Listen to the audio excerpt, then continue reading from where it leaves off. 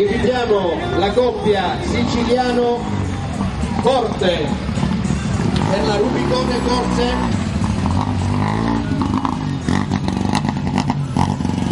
Santo Siciliano e Vincenzo Forte su Opel Astra giungono 47esimi, classifica assoluta, sesti di gruppo, quinti di classe.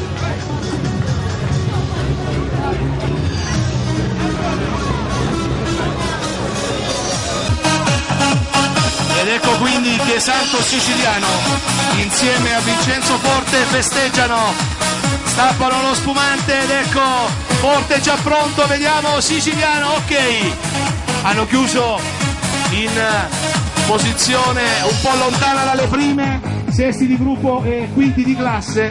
Vogliamo sentire comunque Santo Siciliano, complimenti, è stato un rally difficile, 2 forature, uno stallonamento, poi anche una pietra, un braccetto rotto. Beh sì, all'Ist ce la ricorderemo bene, abbiamo perso 5 minuti, però tutto sommato poi è andato tutto bene, abbiamo fatto dei buoni tempi, peccato potevamo classificarsi molto meglio. Prossima gara Salento oppure il Gargano? No, Salento, facciamo il Salento. Va bene, grazie a Santo Siciliano insieme a Vincenzo Forte, quindi l'equipaggio numero 35 ed ecco l'equipaggio di Casarano numero 36,